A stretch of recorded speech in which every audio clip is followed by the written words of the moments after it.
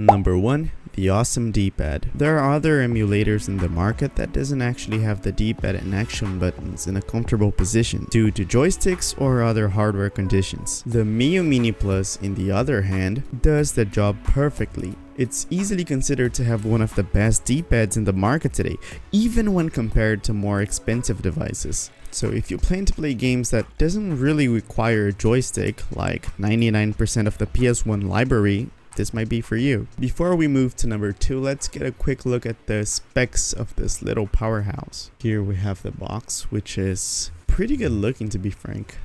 I like it a lot. It has this like diagonal design and I really like it, but there is some information right here. So apparently it supports external micro SD card, of course. It comes with one that's recommended for you to change it. Battery life that lasts for 7 to 8 hours. Maybe it's more like 5 to 6. A 3.5 inches IPS screen that is really gorgeous. Full screen original resolution display. A screen brightness adjustment. Just a quick tip, if you're using Onion OS, you can just like press the main button and then press the up and down buttons to configure your screen brightness. A 3000 mAh rechargeable lithium battery. And it supports Wi-Fi online. So these are the main upsides of it. Let's get a deeper look. Number 2, Onion OS. There are many budget handheld emulators in the market that do exactly what you expect them to, run Game Boy and NES retro games. However, the lack of a decent OS makes the experience way worse than it actually has to be. For instance, only because I'm using the Miyoo Mini, which has the possibility of installing a new OS, and I'm using Onion OS right now, I can use some stuff like the quick resume tool. So let's say that I'm scrolling through my games and I want to play Crash Bandicoot. So then as soon as I press A, it resumes just where I stopped playing. And if I play the main button here, I can quickly select the last games I played, all because of a good OS that I've installed in 5 minutes, maybe 6. In Onion OS, and I think you can also do this in the stock OS, if you press the main button and then the X button, you get a quick access of the FPS of the game that you're running. Also, because I'm using Onion OS, which is a good OS, I can apply some screen filters to make it look like a bit more as a retro game. To apps, and then RetroArch. Now inside this tab here, I go to settings, then video filter.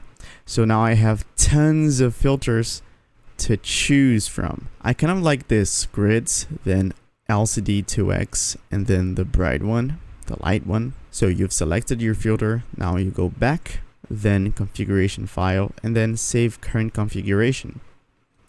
Alright, now you can quit RetroArch. Now if you open up a game, you're gonna have this screen filter applied. It's not all that easy to try all the filters because you gotta do all this step by step that I just did now. But as soon as you find a good one, just stick with it and you're good to go.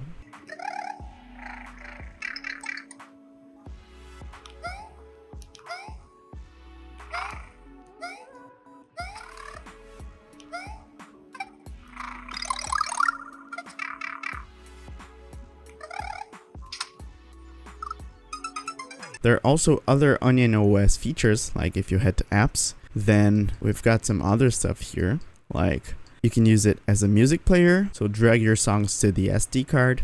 We also have a random game that when you press A, you select it, and it gives you a random game. There's also a PDF reader, so you can just like put the walkthrough of the game that you're playing or something like that. Ebook reader, I have a video on this one. We also have clock. So before you open up an app, you can just like set the time. I think this is mainly useful for Pokemon. You also have tweaks that are some basic configurations of the system. So like you can just do some stuff here. I don't really use this that much. You also have the theme shop, which is not really a shop. You just pick which theme that you like the most. I'm using this Nintendo Switch Lite theme, so it's gonna load now. Alright, it's theme number 8, but you also have lots of other themes, including this PS4 one. Pretty cool, right?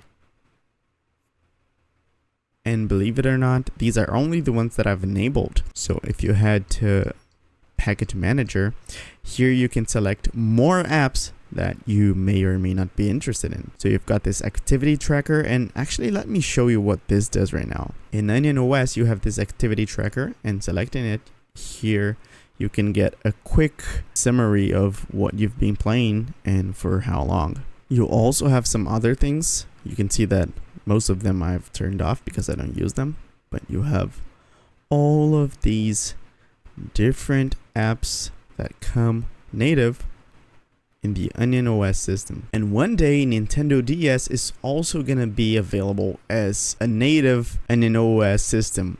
I hope. Here it is. Number 3, it's a very popular device and it's always in stock. Let me explain both these points. This means that you can buy it whenever you can.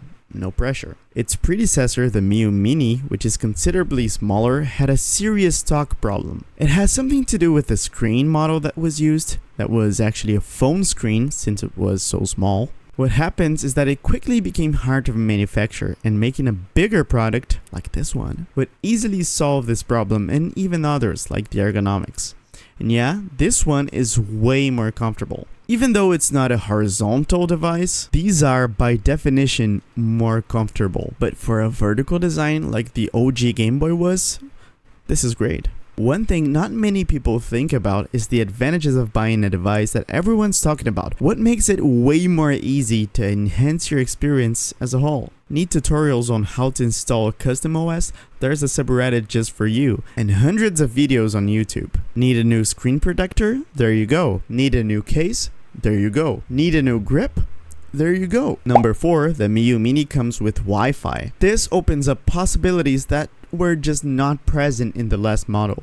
The best one for me is how easy it is to scrape your games. So basically scraping is when you add this custom art to your game. Now we select a game, let's say Zelda A Link to the Past, then we press Y, and in this menu right here we head down to Scraper, and inside here we're gonna have 2 main options. Scrape all the games of the system, in this case the Super Nintendo, and this is gonna take a while, 1 to 3 minutes each ROM. So I'm gonna select the second one, scrape only the current ROM.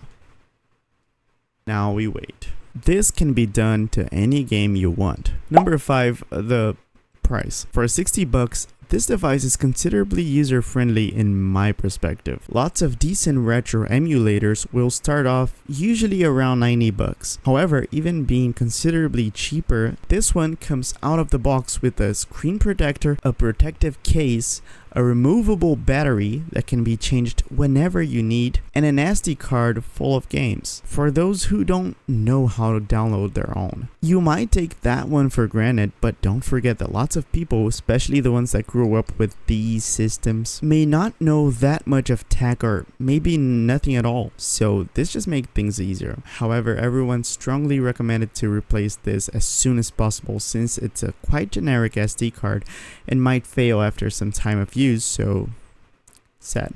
I also strongly recommend you guys to check out the R36S handheld console. Lots of people are talking about it. I've ordered mine, but it hasn't arrived yet, but it looks really promising. And also a budget handheld just like this one. Thank you guys for watching. Subscribe.